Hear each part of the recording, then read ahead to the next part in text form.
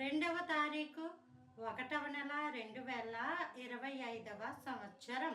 మన దేవుడు ఇస్తున్న చక్కటి మాట. బైబిల్ గ్రంథంలోనే మొట్టమొదటి వ్యక్తి పేరు ఆదాము. ఆదాము అని పేరు బైబిల్లో ఏమని ఉంటుందంటే, ఏలయనగా దేవుడైన యెహోవా భూమి మీద వాన కురిపించలేదు, నేలను సేద్యపరచుటకు నరుడు లేడు అని అక్కడ రాయబడి ఉంది. కానీ ఆదికాండము 2వ అధ్యాయం 5లో ఉన్నాం మనం. అయితే హిబ్రూ బైబిల్లో అక్కడ ఏమైనా ఉందంటే, ఆదాం లేడు, నరుడు లేడు కాదు, ఆదాము లేడు. దేవుడు తన రూపుతో తన యొక్క పోలికతో నరుణ్ణి నిర్మించాడు.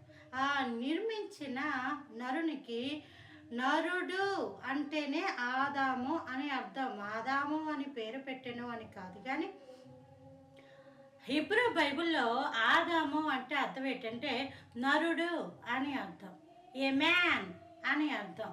ఈరోజు ఈ మాటలు మీరు ఆలకించాం. ఆదాము అన్న మాటకి హిబ్రూ భాషలో ఇంకా లోతైన అర్థాలలోనికి వెళ్తే అర్థం ఏంటంటే నేల. ఇంకా మనం ధ్యానించినట్లయితే ఎర్రటి నేల అని అర్థం. ఆదాము అన్న ఏదోము, ఏసావు యొక్క మరి యొక్క పేరు ఏదోము. ఏదోము అన్న అర్థం ఒక్కటే, ఎర్రటివాడు, ఎర్రని నేల. నేల నుండి దేవుడు నరుణ్ణి సృజించాడు. ఈరోజు మనిషి ఎక్కడ నుంచి వచ్చాడంటే దేవుని పోలికలోంచి వచ్చాడు, దేవునిలోంచి వచ్చాడు, దేవుని రూపంలోంచి వచ్చాడు. కాబట్టే మనిషి దేవుని యొక్క పోలిక. దేవుడు తన పోలికలో మనుషుని సృజించాడు. హల్లెలూయా, హల్లెలూయా. ఈరోజు నీవు ఉన్నావు కదా, దేవుడు నీకు దేవుడు. హల్లెలూయా. ఎలాగునంటే నువ్వు దేవుని యొక్క పోలిక. అవునన్నా కాదన్నా నువ్వు దేవుని యొక్క పోలిక. దేవుడు నీతో పాటు ఉన్నాడు, దేవుడు నీలో ఉన్నాడు. నువ్వు దేవుని యొక్క పోలిక కాబట్టి, దేవుని యొక్క రూపము కాబట్టి దేవుణ్ణి అడుగు, ప్రభువా నా జీవితం ఏంటి, నా భవిష్యత్తు ఏంటి, నా బ్రతుకు ఏమిటి, నా జీవితం ఎలా ఉండబోతుంది అయ్యా, నేను ఎలాంటి నిర్ణయాలు తీసుకోవాలి అని అడుగు.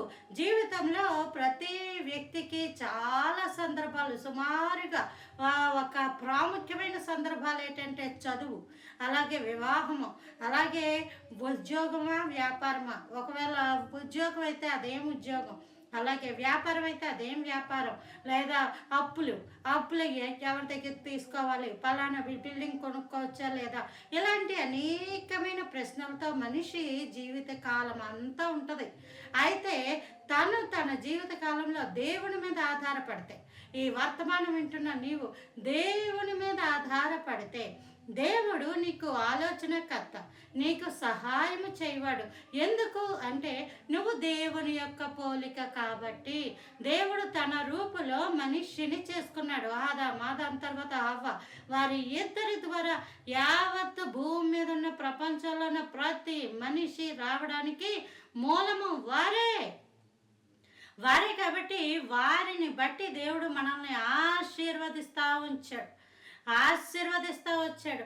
మనము దేవుని యొక్క పోలికలోకి మారవలసిన వాళ్ళమై ఉన్నాం. కాబట్టి ప్రభువా నీ చిత్తం ఏంటి, నీ ప్రణాళిక ఏంటి, నేను నా ఇష్టం, నాకు అదంటే ఇష్టం అండి, నాకు ఇదంటే ఇష్టం అండి, నేను అది చెయ్యనండి అన్నయ్య కాకుండా నువ్వు దేవుని యొక్క పోలికలో ఉన్నావు. కాబట్టి ప్రభువా నీ ఇష్టం ఏంటి, నీ చిత్తం ఏంటి, నా జీవితం నువ్వు ఎలా మార్చుకోబోతున్నావు, నా జీవితంలో నేను ఎలా ఉండాలి అని నువ్వు ఎప్పటికప్పుడు దేవుని మీద ఆధారపడాలి.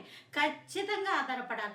ఆధారపడినప్పుడు నీ జీవితం ఎంతో ఆశీర్వాదకరంగాను ఆనందదాయకంగాను ఉంటుంది. అట్టి కృప దేవుడు మనందరికీ అనుగ్రహించును గాక.